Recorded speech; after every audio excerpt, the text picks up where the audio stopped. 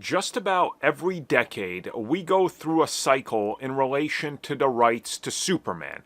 Who owns the character? Who wants to own the character? What are the rights about? Is it time to renegotiate something? Are these old laws antiquated? And well, let's take it to court. So let's talk about the latest ruling in regards to DC Studios and of course DC Comics and WB's ownership of the character.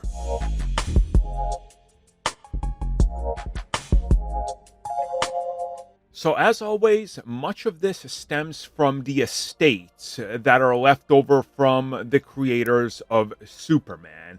And these estates have argued for decades in some cases that the old copyright laws need to be changed, that the creators were ripped off, that they didn't know what they were selling, and that international markets don't uphold the specific same laws, so this should be changed. Hence why the latest round of Superman-related rights was related to mostly countries, well, pretty much no, all countries outside of the United States. The United States was never going to be impacted by this, but again, the argument was there's other cases around the world where the laws don't necessarily allow the studio from the United States to hold on to these characters and whatever they have, so we want to do that with Superman.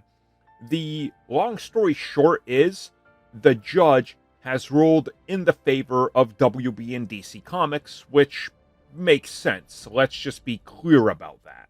What's happened is that the federal judge has rejected the estate's bid to reclaim foreign copyright laws. So what this would have done is essentially prevented the film from releasing in international territories, and now it won't. Will this ever be brought up again? Probably. Will more court cases and legal battles related to Superman happen down the road? Of course they will. It's just unavoidable at this point. But the latest has been settled and there's nothing to it. And honestly, it's one of those things where there was a chance the judge could have said, yeah, fine. But then again, you got to think about these judges, their position, what they know, what they don't know, the bigger situation, when the contracts were signed, the estate's angle, the studio's angle, the money at play. Everything comes into play, and ultimately, I think this was always going to be what happens. They weren't going to let WB lose the rights internationally to one of the most recognizable characters of all time, especially when the actual rights to the character are about to go public domain in like a handful of years. You know, it's kind of just pointless to do anything. Thank you for checking out that video, and thank you for your continued support. Feel free to like, share, subscribe, do whatever you will, and if you're so inclined and would like some additional content from us, which includes unfiltered content and bonus discussions, we do offer exclusively in our member section. We hope to see you there. So thank you for watching, and have a good one.